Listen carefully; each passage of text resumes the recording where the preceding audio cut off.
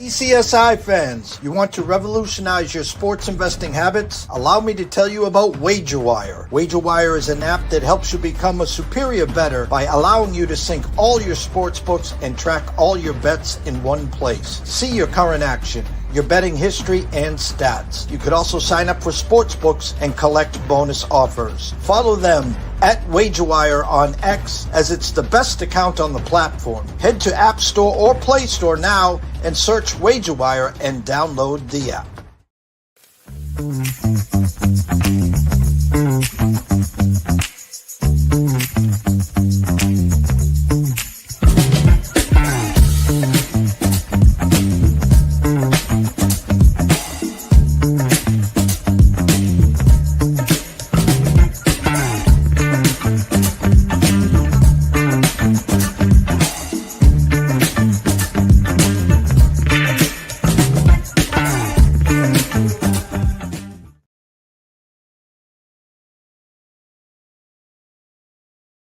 Excuse me, Mr. DJ. Hey, check this out. We got a great show coming your way.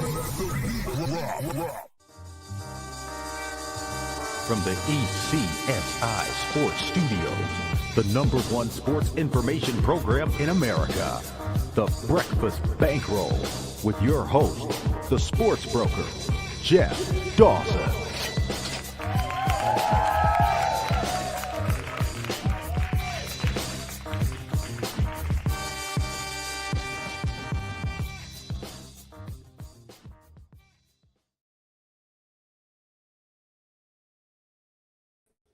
Good morning, sports fans from all around the globe. Yes, we are back to Breakfast Bankroll live on Thursday, January 22nd. It's been a few days, as you can tell.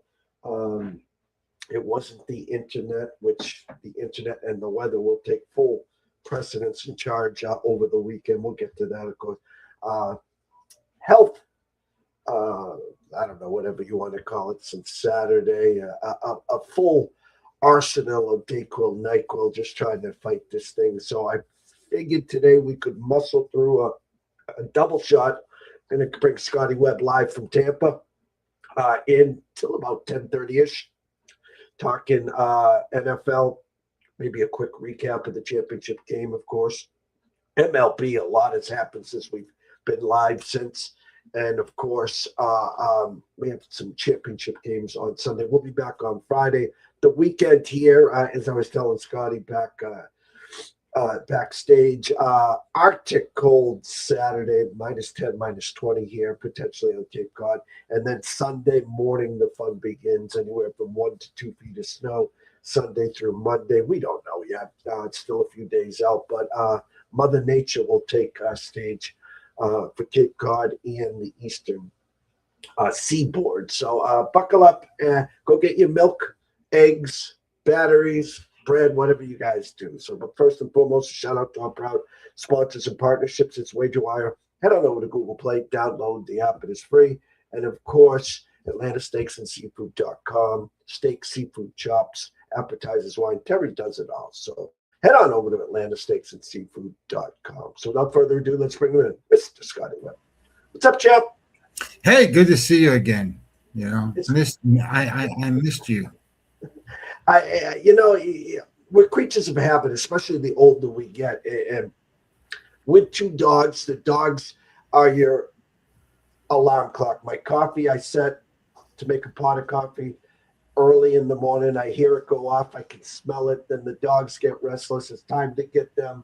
And then we shake the cobwebs. We don't move as quick as we used to, but, used to sending out the link, getting the notes ready, and getting that show ready for 9, 9:15, 9:30. And when you're under the weather, the day just drags, Scotty. Yeah, well, I mean, I get it. It's not a fun experience when you don't feel well, no matter how you don't feel. So whatever it is, what it is, you just, you do the best you can, and you move forward, and then you go, well, shit, I'm going to take a day and relax, or take 2 days and relax, whatever it is, and drink some damn orange juice. So I there's a lot to talk about. Listen, and I hate seeing that it's Thursday, I don't want to spend a lot of time. Maybe we'll dedicate a portion of a show next week. Listen, congratulations to the Indiana Hoosiers. They win. They don't cover. I guess, and first initial thoughts on the championship game. Yeah, my thoughts were is that the first half went like I thought it would. I thought Indiana's defense was going to be pretty dominant in the game. And I thought that they had racked up more yards. They'd had the ball a lot longer. They did a lot of things, but they didn't score a lot of points. So I thought the first half went well. In terms of betting structure, I won my first half bet in that game. Obviously in the second half, I was on Indiana -8 or whatever for the game, and I was on -5.5 in the first half. So that was plus money, so I won that. But the second half was something I didn't expect. And what I mean by that is, sure, Miami's gonna do some things. They're a good football team. They stop them when they come out of halftime, and I expected Indiana not to be stopped at that drive. I thought they were going to score, but then which would have made 17 points, 13 points, whatever, to nothing. But they didn't, and then all of a sudden, a team that had no offense going for them all the whole time, they hand the ball off to Fletcher. Fletcher runs 75 yards for a touchdown. I don't remember what the number actual yardage was, but it's like that. It's a big run, and he scores a touchdown. So that then makes it 10-7, and from that particular moment in the game, 10-7, we had a game. Yes, I don't think Indiana ever was behind. But at the same time that they weren't behind, if they scored, Miami scored. If Miami scored, they scored. So it was 10 or 3 points most of the time in that game that they were ahead by. But I was really surprised that I thought Indiana's offensive line would do a little better because they had been mauling everybody and Ole Miss, their offensive line handled Miami probably better than any of them. So even Ohio State didn't handle Miami's defensive line that well. So I thought that was interesting. I thought the exploits that maybe Indiana could have, they turned into running the same damn play over and over and over. If they throw the ball to I forget what number 80's name is, but Charlie something or other, whatever his name is, that back shoulder fades and stuff. Look, they don't hit that play. They're in trouble in this game, and then they couldn't run the ball very well. And I thought that was kind of interesting. I know they got 100 yards or whatever, but the point being is that they struggled a lot more than I thought they would against Miami. I thought Miami played pretty well. And I guess in my mind on the other side is, Carson Beck didn't do anything to lose the game, but sure they didn't do anything to win the game for that team. Yeah, and you brought up Fletcher's second half, and I use this term more because of the explosive play. I think it was a 57-yarder he brought for the touchdown. Now game on, and then the second half, it's not Indiana doing what they've been doing, stepping on your throat and extending the defense. The back shoulder fades to Decker or Becker or Decker, whatever it is, it was there. But overall, Miami's defense putting pressure on Mendoza, slowing the run game down, and keeping away from the explosive plays, which kept them in the game. And you go back to the first game of the playoffs when Miami played A&M. I mean, that was fourth quarter, last play. So the closer and the clock ticking down, we always say this, you let a dog hang around long enough, you're going to catch fleas sooner or later. And they were fortunate. They were the best team in the country. Hats off to Coach Cignetti.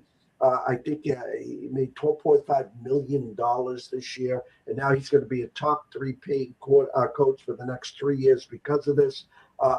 He made more in 1 year in his last than he did in 40-plus years of coaching. So all you want to be big-time coaches that are going through the ranks, just look at Coach Cignetti, who's 66 years old, has finally made it big time. NFL, the Final Four, Pats in Denver, Rams in Seattle. Last week, hey, listen, I'll go to the Pats game. It was clearly said on both sides, Houston can't turn the ball over 5 times like they did in Pittsburgh and expect to win. And the Patriots can't turn the ball over like they did against the Chargers and expect to win. Both teams did it. And listen, I'm sitting here at halftime, Scotty. And listen, I know as a coach, and I know the temperature of the locker room or the clubhouse, as we like to say in baseball. I know if I pull the plug on someone, am I going to lose the team or not? And listen, you can't throw 8 interceptions in 6 quarters. I was very surprised he didn't pull the plug on to Davis Mills. The fact that, I mean, listen, horrendous picks, a deer in the headlights, ghosts. I mean, it was awful, but he stuck with him. And then there's Drake May, and then I think Scott Zolak said it best. Looked like he had a javelin. He was throwing the javelin because the speed rush of Hunter and of the Will Anderson. 3 fumbles by May. Pats prevail. And then, of course, Denver prevails. They beat Superman. And then right in the press conference, Bo Nix breaks his ankle. So enter Mr. Stidham, who hasn't thrown a ball in 3 years. Thoughts on those 2 games? And it's a little carrot about what's going on this Sunday. Yeah, I think it was interesting, that New England game and Houston. I thought it was interesting in the sense that, Houston was built as a great defense, and they are, man. That is a great defense. And certainly, I don't want to call them an opportunistic offense, because that's not really true at all. They're just I don't know what they can do on offense. They don't have the big running backs that can go out and drive and, not drive, but, gain 150 yards. They've got a quarterback who I think, he set out, I don't remember what week it was, but it's like week 9, week 8, somewhere in there. He sat out, I think, 1 game, if not 2 games, because he had a concussion. And, I don't want to make excuses for any of these players, because I don't know who they are. But at the same time that I say that, I don't think he was the same quarterback. Now, that all being said, I don't know if he is the quarterback. So they got some choices to make and some different things to happen. I don't think that you can sit there and go, hey, they won the division or whatever. And of course they didn't. I think Jacksonville did, but they made the playoffs. They made the playoffs every year. I don't think that he's the problem. I think there's other things there. And it's scheme and wide receiver mix and use of tight ends and things like that. So I think offensively they need a shakeup, and then be able to put C.J. Stroud in spots where I think he can be more successful. I mean, he can make all the throws. So I guess my thought was, and my thought is, when it comes to Houston. They've got the right makeup to be a championship team. They just need to figure it out offensively, get some support there. For New England, I think that the thing that surprised me the most is this team's playing great defense. And good morning, Profit Margin. Hey, good morning to you. But my thought when it comes to New England is they have an explosive offense. Stevenson, he's a big battering ram kind of running back, and Henderson's a big play, break it out and he can go 75 yards on any play kind of running back. And then wide receiver wise, they don't have the name brand guy, but Booty made some great plays and did some things that got explosives that they needed in that game, and they've got a quarterback that can do that. Now, look, he might win. He might very well be the MVP of the league. I don't know. He might be.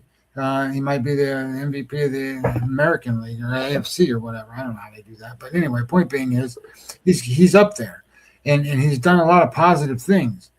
But dude, I'm telling you, they're going to face the Broncos this week, and the Broncos can put pressure on the quarterback. And this kid,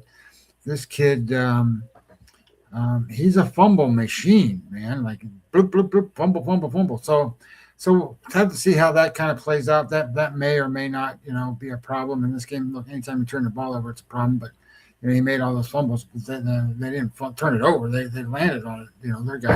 Their guys were back there to get it. So that was interesting, and how that played out. And the other game that you had mentioned and talked about was the Buffalo Broncos game. I felt bad for Josh Allen. The only reason I felt bad for him is because look, this was his time. Mahomes isn't in there, Jackson's not in there. He doesn't have to go against those guys. But look, if your defense gives up 33 points in a game, that was the score, 33-31. I mean, obviously went overtime. But if your defense gives up points in the game, that many, do you really earn the right to win? Now, granted, look, Buffalo, and part of my handicap and looking and researching for this week is, how many times Denver's given up more than 24 points? Four times all season. 4 times they gave up more than 24 points. And here they gave up 30 against the Buffalo Bills. And again, Josh Allen's fumbling the ball and throwing interceptions and missing passes. I'm going to be honest. There was a time in that game, it was in the fourth quarter, they were ahead by 1. Remember, Buffalo was ahead. I don't remember what the score was, but they're ahead by 1. And they got the ball because they just stopped Denver, and they drove down the field. Obviously, they kicked the field goal and ended up going ahead by 4. And that's where the 3-point difference came in, where their game ended up going in overtime. But on a third down from, the 15-yard line or wherever it was, Josh Allen had an opportunity to hit the tight end, who was wide open, and he was slanting towards the end zone. I'm not saying he would have scored. I think he would have, but there's a defender there. He just missed him. If you really want to be Tom Brady and you really want to be Patrick Mahomes, you can't miss that shit. You have to be good in that moment, because if you go up by 8, that changes the whole dynamic of the game. So anyway, I thought that it is what it is. I think that was the best Bo Nix played all season, in my opinion. I think it's the best game he played all season. I thought he did well.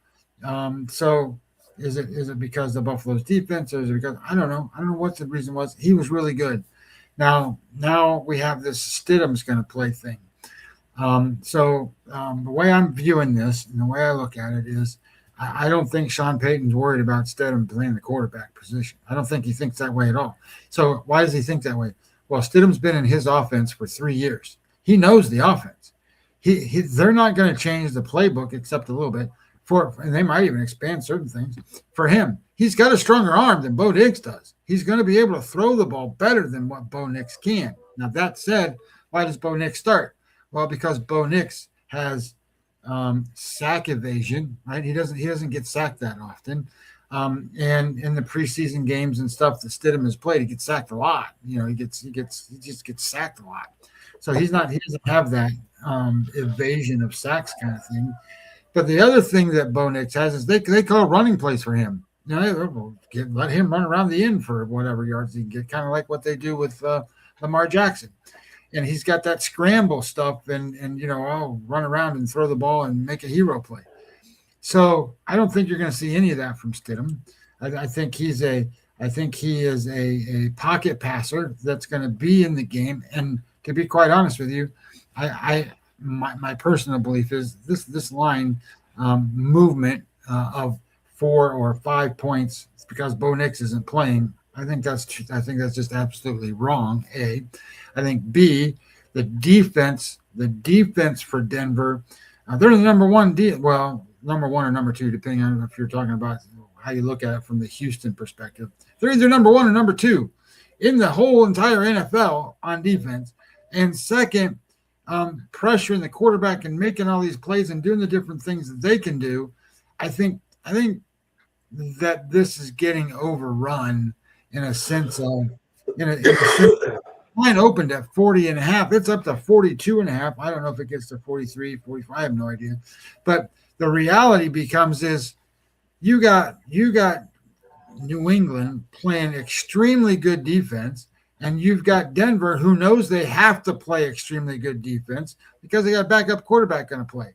This is a team that's going to rally around that, and you're going to see a game plan that's specific to Stidham. So I think this is an extremely competitive game, and I haven't made the bet yet. I'm trying to figure out whether I want to go under or I want to go Denver. Do I think New England's going to win? Is there first halves? Is there team totals I want to give? So I'll break it down further tomorrow because I do have the data. I have run most of it. So as I go through it, I can go through what I actually bet. Profit margin says, hey, tease it up to 11.5. But when you think about stuff that goes on in these football games, the big thing that happened in the wild card weekend was you had big plays. I mean, Seattle runs the kickoff back for a touchdown. How many 30-yard, 40-yard passes were there? How many 30-yard rushes were there? How many turnovers happened? Those things change the outcome of games. And when you look at like Denver and New England, these are pretty even matched up teams.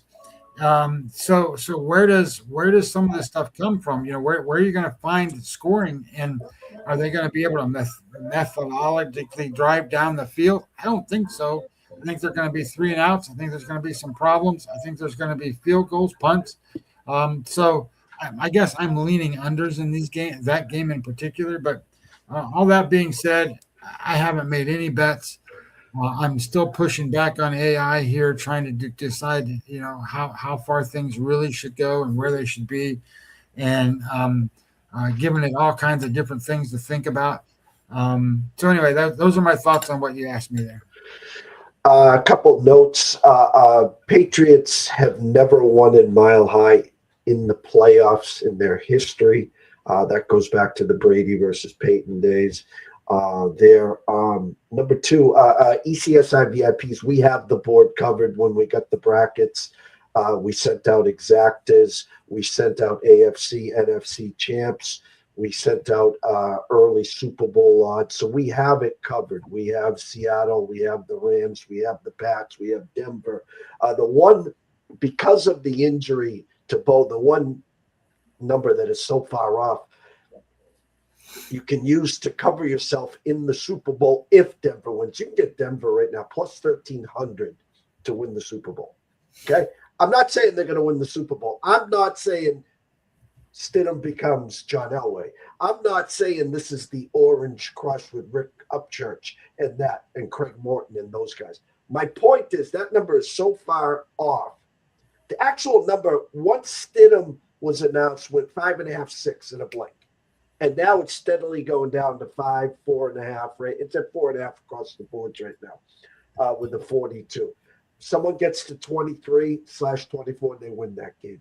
So my point is, even a pizza and beer, $20, $25, just to have that in there, because if Denver upsets the Pats, now if you're sitting with the Seattle or Rams future, you have so much.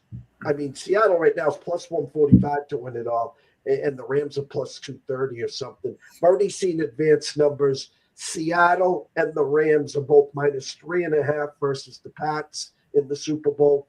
Seattle minus 8.5 against Denver. The Rams minus 9 versus Denver. So again, that plus 1,300 gives you some wiggle room there. Quickly on the NFC, listen, hats off to Ben Johnson. Hats off to Caleb. The Cardiac Kids just ran out of gas.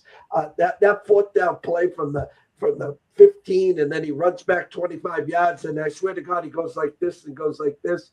And I swear I'm waiting for a flag because Komet was so wide open. I'm like, it was just like a PlayStation, an Xbox touchdown. I'm like, you got to be bleeping me kidding. But the Rams are who we thought they are. The Rams went into Carolina and won. The Rams went into Chicago and won.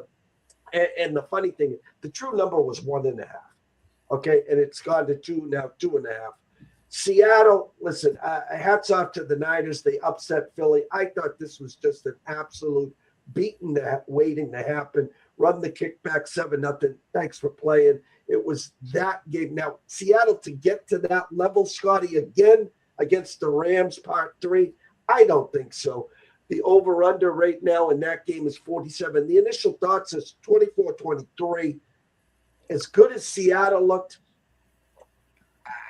today, I think the Rams find a way and they do win this game. It's early, but that's just my thought today at 10:10 on January 22nd. Yeah, I think that this is a dangerous spot for bettors. And the reason I say that is what have you seen lately from Seattle? Well, you've seen Seattle destroy the shit out of San Francisco a couple times. Big numbers, big spreads, big scores, all that stuff. Well, they're not playing San Francisco this week. They're playing team that they lost to in overtime the first time, won to in overtime the last time. But to get to overtime, they had to overcome, I think it was 14, 17-point deficit. They were behind. So look, this is and I get it. My biggest thing with this game is I don't like the way the Rams defense has looked. I just don't. This is a defense that, at the beginning of the season, the first, 8 games, 10 games, whatever it was, they were really good. But since that time, they've been shit. You can go up and down the field on them. The other issue that I think I had was, hey, Matthew Stafford, 46 touchdowns, 7 interceptions, or whatever it was. He don't look like that guy right now. So I don't mean that in any disrespect to the Rams or any disrespect to anything. I think defense plays here. So I'm real cognizant of trying to figure out. This is the third time these teams have played, and how does one side match up to the other? And the biggest thing you got to think about, the really biggest thing you got to think about. I'm not even worried about Sam Darnold anymore, Jeff. I'm not. No, you shouldn't be. You should. I'm not worried about him and his performance and all that stuff. I think he's going to do just fine. My biggest issue at this point is what do the Rams do? Well, you got to cover Puka Nacua and you got to keep Adams in line. So can Seattle do that? Well, let's be honest. I don't think there's hardly any team that's going to keep Puka Nacua in. They're going to throw him the ball 15 times. How many times are you going to catch it? So I think they can control Adams. But what does all that look like? In the Rams have had issues on the offensive line and can they get pressure on the quarterback because they were able to pressure the shit out of Brock Purdy. So how does all these matchups work? And I'm working through that. I don't really have. I can tell you what my AI says. My AI says, and Jeff, you're gonna laugh your ass off. So my AI says the number one bet is New England -4.5, and that's at 75% conviction rate. It certainly likes the under in that game, and it also likes New England on the money line. My money line is 220 that you could pay that, and I looked and it's 260 elsewhere, so that's why it likes it. But in the other game, and then it slides in. Hey, I got to give you this hedge bet. I'm like, what do you mean? Give me the hedge bet. You need to take +4.5 on Denver. And I'm like, you want me to bet all this shit, and then you want me to bet +4.5 with the hedge on the Denver side? Are you fucking nuts? It's all in or not for me, right? I mean, that's kind of the way I look at it. So anyway, I thought that was interesting that okay, it's telling me that, hey, this is great, but hey, put this hedge in there and put another one in there, team total over 18 for Denver. And I'm like, look, you got all kinds of confliction going on here. I got to iron all this out, right? And then on the other side, it likes Seattle, and it likes them minus the 2.5, but barely. It's not a big deal. It's a tough game, and it likes they don't think there's going to be a lot of points in that game. So I'm still working all of this stuff through. I'm trying to get this out. Profit margin's asking me what AI do I use, and I'm going to be honest. I use Grok on Twitter. Now, let me specify. I don't just go in and go, hey, this is the line. What do you think? That's not how I do this. What do you mean? You don't use it like Google and everyone else? No. So, I'm being facetious because I do the same thing with ChatGPT. I call my guy Coach. I've been working with him since June, and I got books and books and books with him. I have a bromance with Coach, just like you do with Grok. now the reason I tell you profit margin is because these AI models, I shouldn't say it that way. These AI computers, programs, whatever you want to call them, they will run stuff for you, and that's what I'm having you. It'll write me the program I want when I gave it that opportunity, and it did. Python programming, it's going to scrape in data information, put it where I want it to go, run the numbers, give me breakdowns. Like EPA, for example, is extra points. It's Grok, Grok, Grok, and it's a Twitter version of AI. Anyway, when you're doing these things, Grok will write you a program, and he's written me many programs because I'm not a very good code guy. So he writes the code for me. I plug it into the program, write the program. I have Python and all that stuff. Just copy paste, put it in there, runs. Now, having said that, when we started doing football games and started doing analyzing advanced data, I'm like, hey, look, I know there's ways that you can take EPA, you can take pass over expectations, you can take all kinds of different data points, and you can come up with an analysis that actually predicts scores and do it in a logical way, not by a formula. And he said, yes, there is. Let me show you. Blah, blah, blah, blah, blah. And he writes this program. And I'm like, okay, should I do that? And he goes, well, the truth is, when you're going to try to predict the score of the football game, you can run this program and it's going to give you an output. The truth of the matter, though, is you have to have nuance to massage that information. So that's why I don't. That's why I give it the stuff I want it to have. So I want it to tell me what the injuries are and how that's impactful in the game. I want to know what the weather is, that kind of stuff. Let it do that, all that stuff for me, and then adjust that stuff. And then I provide the data. I tell it it's not allowed to go get data anywhere else. You know why? Because I don't want stupid trend information I don't want any of that stuff. I want to know when this team matches up to this team, logically analyze the data, tell me what it looks like, and then I'm going to push back. I'm going to ask questions. We're going to talk about this, and we're going to show about this, and what's the how do we really grade the quarterback or backup quarterback now for Denver, those kinds of things, and really push and pull to get the right numbers. And I shouldn't say right numbers, right outcomes, probabilities. Look, betting is all about probability. And when you have a computer come back to you and go, well, this is 70% positive probability you're going to win the game, you got to bet that stuff. So that's what I do it in. I do it based on probabilities.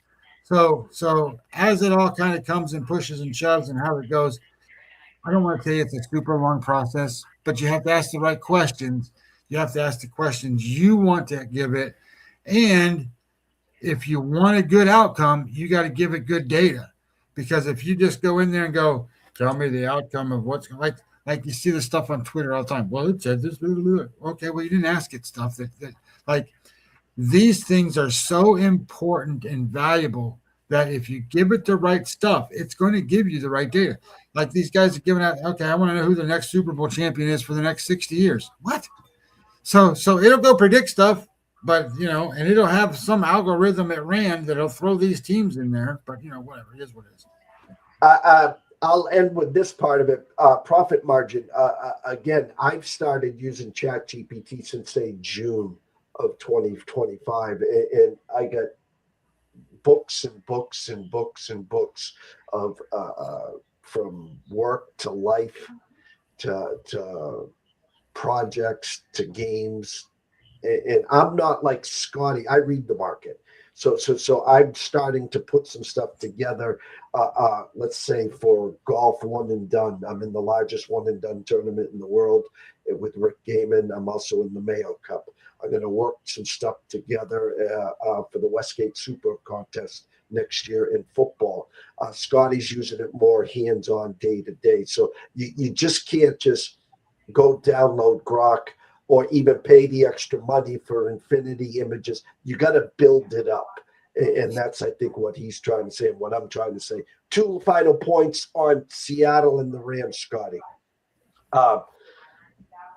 We've seen the best of Seattle against the 49ers. I don't think we've seen the best Rams team yet.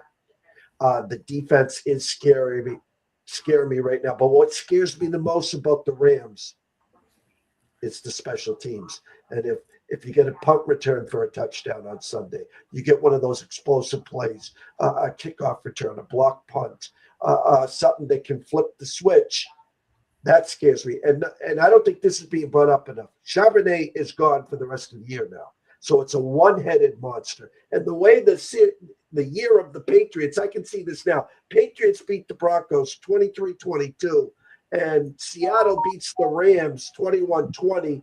And Kenneth Walker's now out for the year. Now the 2 weeks leading up to the Super Bowl is it enough time to bring Marshawn Lynch back? Because now you're back to your third and fourth string. So we'll have plenty of time tomorrow to talk about it, yada, yada, yada. I wanted 10 minutes or so before Andrew comes on to talk baseball. Philly spurned at the altar. They had the deal with Tucker done, 7 for $220. That's what he wanted. They hang up the phone. Tucker then goes to the Dodgers, and in comes Bo Nix. So there we go. Bo to the Mets. Bo Bichette. Bo Bichette to the Mets. So now what has transpired in the last few days is just mind-blowing because Mets camp's still not happy. They lose Alonso. They lose Diaz. Well, what they quietly have done is they add Bo Nix. Bo Bichette. I'm telling you, the Dayquil's starting to run off here. They add Bo Bichette. They didn't they add Devin Williams real early in this process? Yeah, that was a long time ago, but yeah. Okay. So then they add Luis Roberts. Okay, which I assume helps the ratio in the Soto camp. And then they said, hold my beer, and they make the power move and add Peralta. Now, I saw before we went live, Orioles are now going to add a frontline pitcher. The only frontline pitcher now out there is Framber Valdez. Does Dombrowski say, hold my beer and go after Valdez? Or give me what the Mets have done. That makes them, again, relevant, obviously. Give me what the hell's been going on. All right. So the Mets, they're in some kind of weird funk, meaning, and I shouldn't say weird funk. That's not the right word to say. It's that they are a team that has gone through some serious changeover in their roster, and as far as I'm concerned, they needed it. I really think they needed it. So when you think about they lost Pete Alonso, Edwin Diaz, Cedric Mullins, Tyler Rogers, Gregory Soto, Ryan Helsley, Ryan Stanek, and Nick Madrigal. Those are guys that were played for them last year. They aren't there this year. So you got to replace A, that talent, and then B, get a mix of guys that you like. So I think that's what's going on here, number one. Number two, so when you lose all those guys, most of those guys aren't starting pitchers, right? We just talked about this whole list of players, and they're position players. So you're going to need to go fill out that side of the roster before you start dealing with starting pitchers. But if you think about where the Mets really are, they created this problem of I don't have enough 1 through 9 guys to play, 1 through 8 guys, whatever, even fielders. But our real problem is I don't have starting pitching. I need a big guy at the top. So as they address this, right? They address this and they go now have Bo Bichette, Marcus Semien, Luis Robert, who are going to play in these spots. So here's what I think the best way to kind of say to this team is. Um, you're not going to make up the loss of Pete Alonso. It's not going to happen. I mean, a 50, 45, 50 home run guy, 100 RBI guy, you didn't bring one in. And you run into a problem here with the Mets of do you know what their lineup looks like, Jeff? The lineup is Lindor, Soto, Bichette. Well, that's not terrible. That's not terrible. And then okay, you've got Jorge Polanco, Marcus Semien, Brett Beatty, Francisco Alvarez, Luis Robert, and Carson Bench. That's their lineup. My opinion is you match that up to the Braves, you match that up to some of these other teams. I really think there's they've spent a lot of money, and I don't know that they've got a lot of team, to be honest. I get it. Lindor and Soto and Bichette, all great players. I get all of that. So then their number one pitcher prior to Freddie Peralta was David Peterson. Now, there's not a wrong thing with David Peterson, but he's not going to match up to the aces of the world. So now you have Freddie Peralta, but that's all you've done. So Freddie Peralta, then you have Nolan McLean, who's a young kid that they think is going to be really good, and then you have David Peterson, Clay Holmes, Sean Manaea, and the Japanese guy. What's his name? Kodai Senga. That's their pitching staff, and trying to get through. And they have Devin Williams, who is a retread now, and we'll see what that looks like. So are they? Look, I think they're as good a team in the National League East as there is. The Phillies. I think the Phillies, haven't really done a whole lot to expand and become, like if they would have landed Bo Bichette, oh my God, that would have been something for the Phillies. But they didn't. So then you look at, the Braves. Braves aren't out there doing much of anything, but they get all their guys back. They get them all healthy, and the biggest one is Ronald Acuna for the whole season, as long as he stays healthy and stuff, and you get their third baseman back. So. Look, those three teams are really good. I think those three teams are right up there at the top. So I'm not just like the Cubs. I'm going to be as honest as I can. I'm not sold on the Cubs yet either. I mean, I know they went and got Bregman, but as far as I'm concerned, they're just trying to replace Kyle Tucker at that point, and haven't necessarily gone and said, hey, we're a lot better, right? And this signing of the Marlins pitcher Cabrera, that doesn't move the needle in my mind. So some of this stuff I think is a lot of hype. I thought that the Yankees, when they signed Bellinger, that was a must for them, because that makes their lineup at least decent. But they haven't done anything either to the lineup and stuff. I think they're really counting on Ben Rice to be a lot better this year and stuff like that, and grow from where he was. So that's all well and good. They went and signed a couple pitchers, like they got that Weathers kid from Miami, and they signed Paul Blackburn, by the way. So they have some pitching that they're going to need to rely on, because Rodon's going to miss the first 2 weeks, and I think Cole is going to miss the first 2 months. So it's going to be a little bit for the Yankees to get back in there. So they're going to. But here's how Fangraph sees it. Fangraph sees it based off of what's going on and where things are. Standings. Go back to standings. They prior to this signing by Bellinger, the Red Sox were going to win this division. Now look, these are minute things. Now they got Yankees, Red Sox, Blue Jays, Orioles, Rays. And think about all the shit the Blue Jays have done. And the Blue Jays are now fourth in that division. And if you look at it by breakdown on games, Yankees 87.5, Red Sox 86.5, Blue Jays 86.5, and coming up from way out of nowhere, Baltimore 83.5.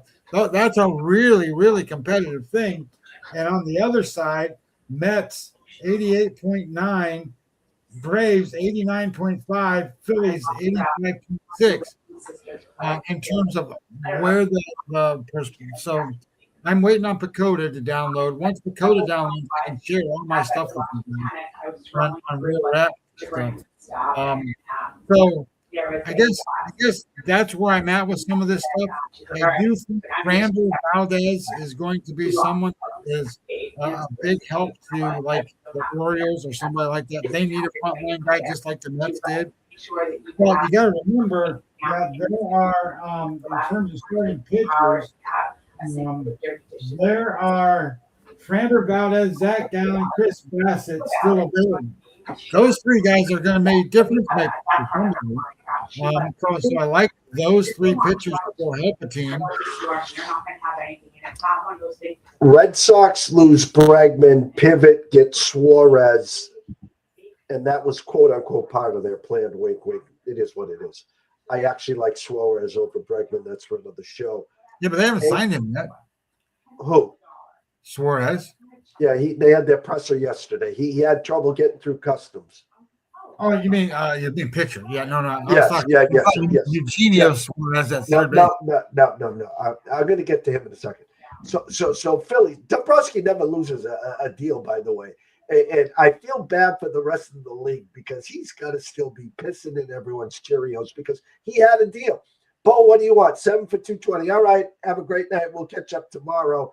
Tucker deal goes down, and he never got a chance to come back to solidify that deal. Here's my point. Doesn't it make most sense for Dombrowski to pivot right now? Hey, we don't know when Wheel is coming back. We lose Rangers Suarez. Let's just bite the bullet, spend the money on Framber, and then we'll move on from there. Well, you got to remember what they got for starting pitching. If I look at their starting pitching right now, I don't think people realize how good Christopher, whatever his name is, Sanchez. Yeah, that guy.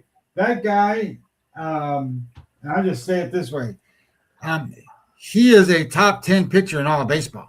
That's how good he is. So you got Christopher Sanchez, then you got Jesus Luzardo. Aaron Nola, Aaron Nola has his weird things. You know, he's really bad one year, really good the next. Really bad one year, really good. Look at his history. That's the way he is.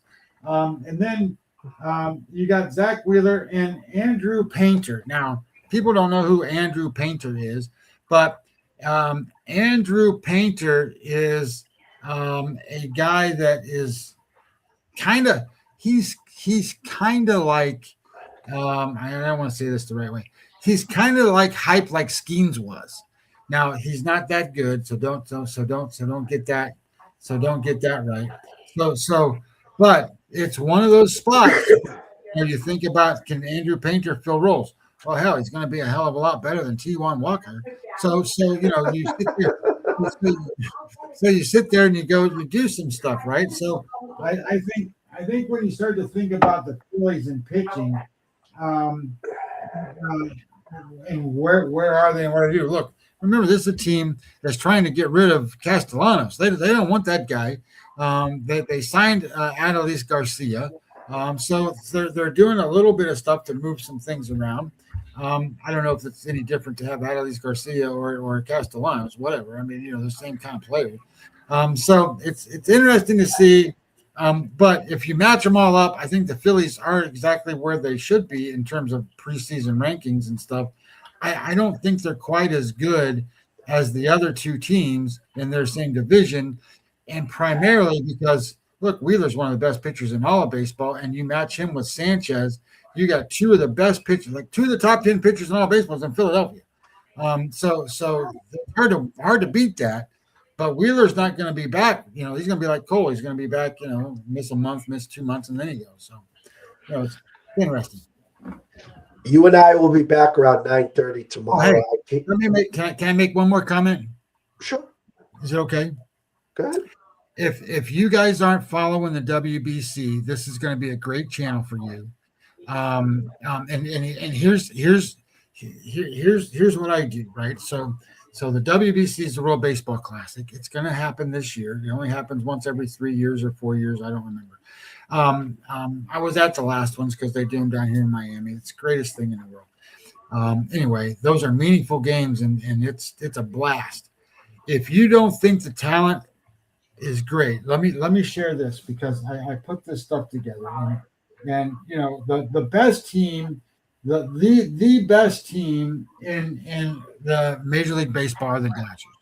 Right? We say the Dodgers are the best team. So you go and you list their players: Will Smith at catcher, Freeman, Edman, Betts, Muncy, Hernandez, Pages, Tucker, Ohtani, all these guys. They're worth so many wins above replacement. And then offensively, they're so good on offense, right? So if you total up their WAR total, it's 28.5. That's pretty good for all their team. That's a good offensive number. And offensive WAR, it's 138.7 with Ohtani being the big driver, 46.1. That is very good, big time team. Lots and the WAR factor considers defense, right? So that's why the numbers aren't quite the same. And then you got Yamamoto, Snell, Glasnow, Ohtani, and Sasaki and Sheehan. Now you got Edwin Diaz in the back. Like this is a great team. This team totals offense or not offense, but total WAR for this team 48.5. That's the total WAR for the Dodgers. Great team. You know, when you put the Team USA together, they are 84.8 WAR. I just said that the offense for the Dodgers was 138.7 offensive WAR. The offensive WAR for Team USA 252.7. 252.7. It's laughable how good these teams are, guys.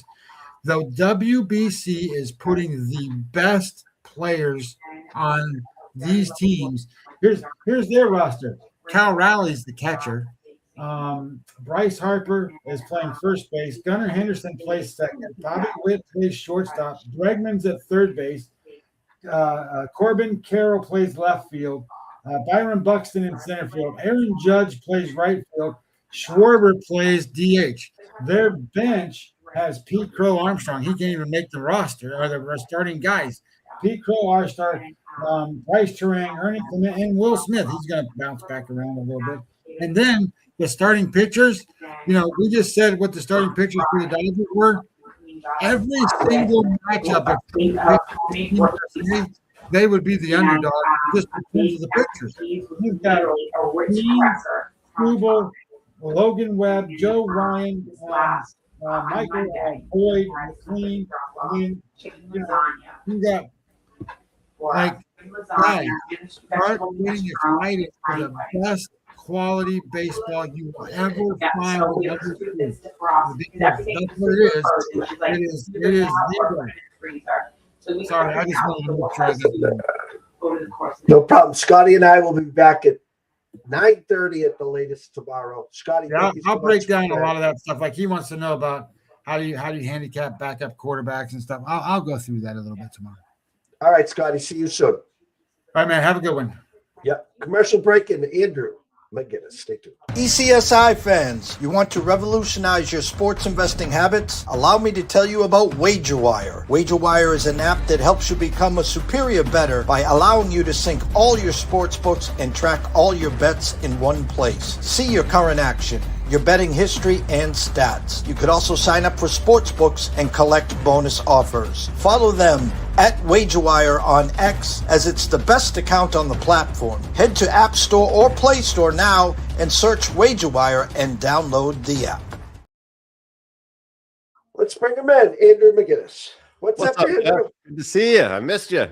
Yeah, we're battling, and this weekend's going to be a battle, as I said to start the show. Arctic cold, 10 to 20 below Saturday, 1 to 2 feet of snow Sunday and Monday. So it's still a few days away. So, and I've been battling this, whatever I got since Saturday. So I'm glad to be back. I know you got a show coming up, so I want to make sure we get your pucks, props, and thoughts. But first, how goes the battle on the pucks?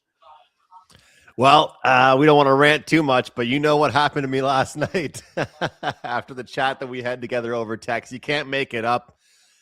Total 5.5.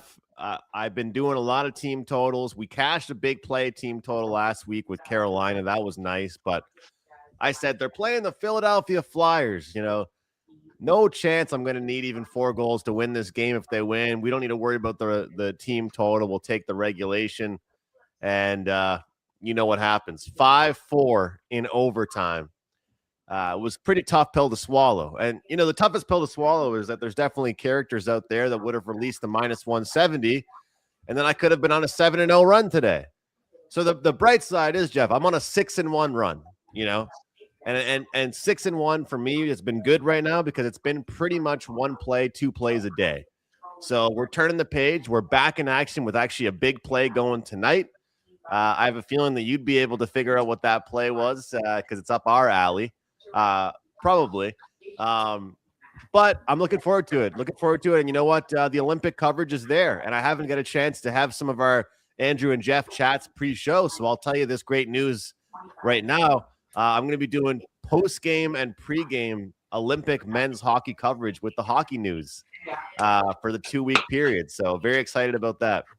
Congratulations. Well earned and deserved. Next, don't forget when TSN calls, make sure I get that 3-way. I'm your agent. So we'll talk about that. You're the agent. So and it's funny you bring up because I did say, shit, we're going to regulation. We know how that ends. And tongue in cheek, of course. For me last night, I try to beat the number, and I got a few people reach out to me. Why so early on the hockey, Jeff? Well, all my numbers, Pinnacle was moving the under-over Ducks and Avs to 7. I was like, let's get the over 6.5. 0-0 first period, 1-0 after 2. Thanks for playing. But for me, it was kind of the same story. I had me in Vancouver first period overs, and I liked the Caps yesterday to win the game. But what I really liked is their team total to get to 4.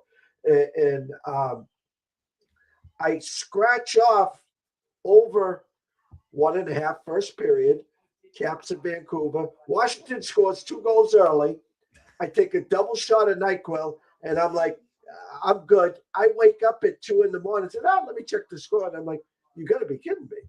4-3. And I'm slamming them. I'm rubbing my eye. So again, I understand exactly where you're coming. Zigzag, shoulda, coulda, woulda, and it's so frustrating. I look at tonight's board, Andrew, and there's some numbers screaming at me, and I'm just going to verbally say them out loud before we have you break down this board. Nick, tell me if I'm right or wrong here. It's a Sabres number. This is just me talking out loud against Montreal. It's definitely a Columbus number against Dallas. It's definitely a Winnipeg Jets number against Florida. And they're begging you to take Ottawa against Nashville. I mean, those are just in the middle of tonight's card. It's tomorrow on your channel. It's Freaky Friday. I think I'm staring at Freaky Friday, but it's Thursday. Freaky Thursday today. Yeah. I'll tell you what. I wish you and I could have just taken every single underdog last week when it was Freaky Friday, because that would have been nice. So I look forward to tomorrow. We'll try and find 1 or 2 dogs to break down on my channel there. But that Buffalo Montreal one. I mean, money evidently come in on Buffalo here, but people are thinking. I mean, it's hard because I got to have that zoom out look, and my Habs are playing some pretty good hockey, right? And I know Buffalo is the hottest team right now in the last 2 months, but home game at the Bell Center, you're showing me 115, 120. That's got to be a little bit of confusion. But the one that I thought was the weirdest was that Ottawa-Nashville one. And I didn't know which way you would go with that one. But it's kind of like when a team is in a rut and they get out of the rut, doesn't matter how they exactly do it, you want to back them again. I kind of think, Jeff, after that win against Columbus, they can build off that. What do you think about that? We talk about trust, respect in the opening number. Listen, at night when the numbers are released, everyone's watching the games that they have already wagered on. And I see an Ottawa -112. And I'm like, what? And I'm just looking for some action here. And there's no action at the circle. It's still 112. I mean, the easiest thing to do, Andrew, correct or incorrect, Yeah, just give me the over for 4-3 final, 3-3 overtime shootout, whatever. Isn't that what they're trying to lead us in? And this is probably the 3-2 someone wins game, right? Yes, that's what I'm thinking. Who are the Nashville Predators right now? That's the question. Who is this team? Are they a team that are going to be sellers? Are they a team that's going to actually try and make a run when it comes down to the deadline? Who is this team is what I ultimately wonder when it comes to the Nashville Predators. There's a lot of confusion when it comes to this team. Looking at another game that I find a little bit interesting here is the Vegas and Boston game. That game to me is kind of interesting because the last meeting, the last game that the Vegas Golden Knights played, they couldn't get a single thing going. They could not get a single thing going whatsoever against the Philadelphia Flyers. Now, I'm going to pull this up here because I was looking at it earlier. Remember when Vegas first became a team? They had these absolutely monstrous home and road splits.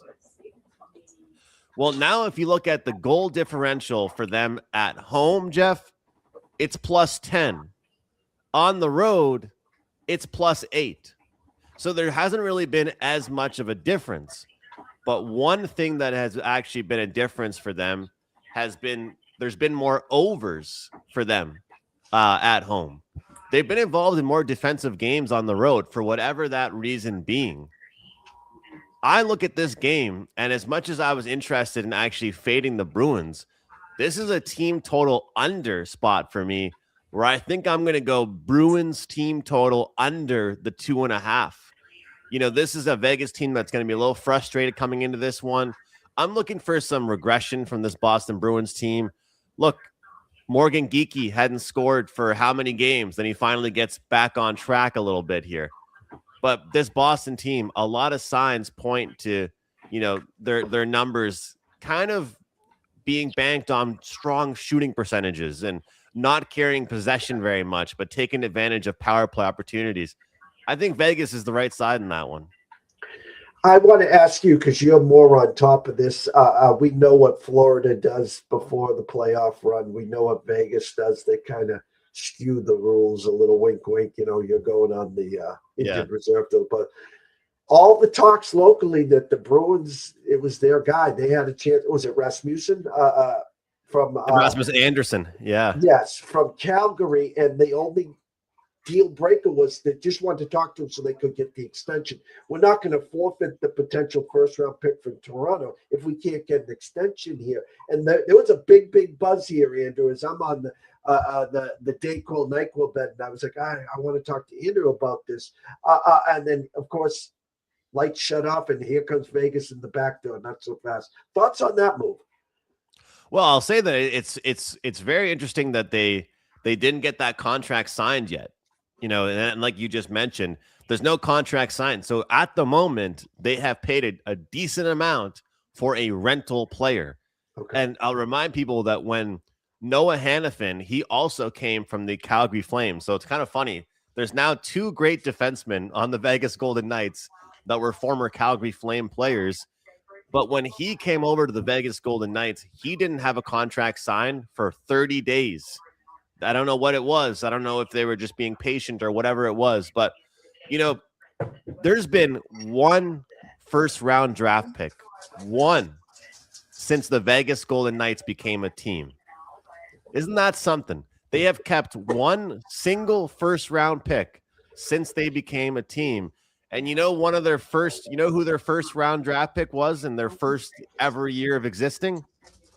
Nick Suzuki, the captain of my Montreal Canadiens. And I'm definitely happy that we got him as our captain. But this team has proven that, and I'm going to have the pun intended here, that it's worth it to roll the dice.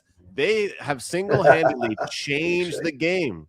They have single-handedly changed the game as far as trades are concerned, Jeff. And honestly, I think a lot of the old heads in hockey, the old general managers, wouldn't be happy about it, because they are doing something that most people aren't usually comfortable doing. And every single year, they're mortgaging their future to win now. But I asked them, why wouldn't they want to do that? Because they've been good every single year.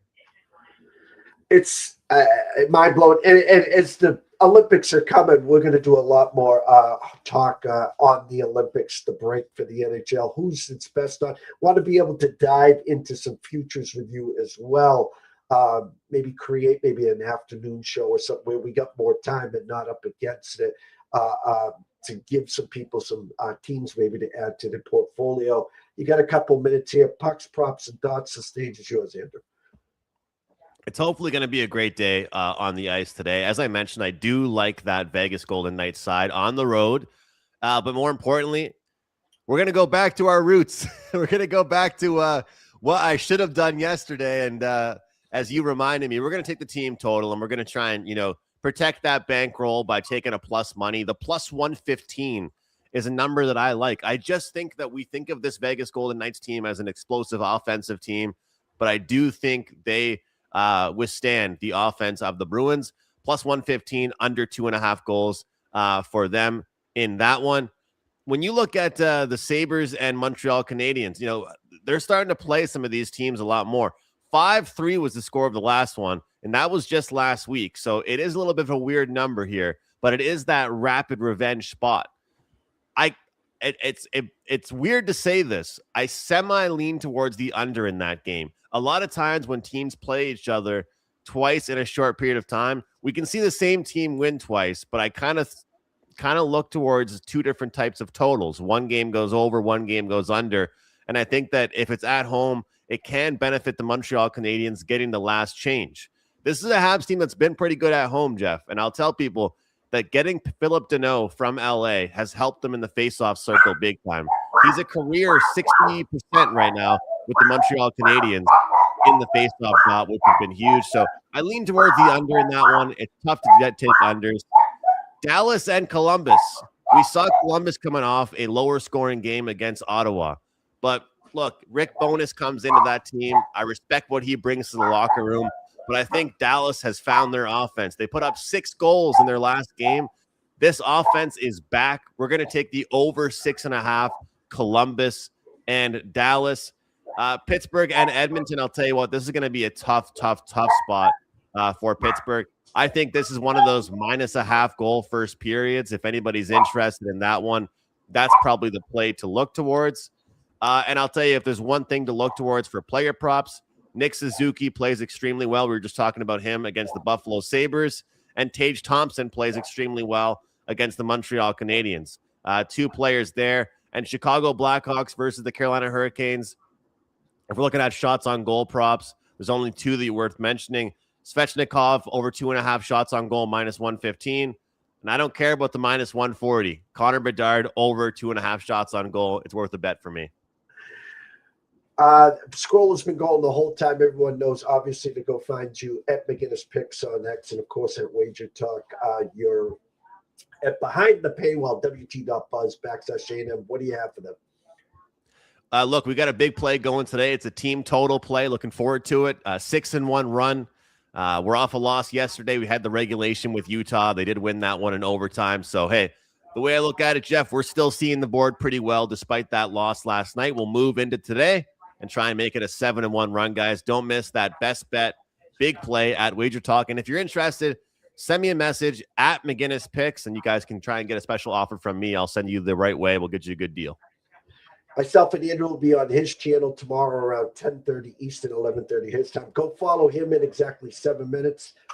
Come follow us at EC Sports Invest, of course, Andrew at McInnis Picks at Wager Talk. Thank you so much to Russell Sale, Profit Margin, PB, everyone else. Stay tuned, and we'll be back soon.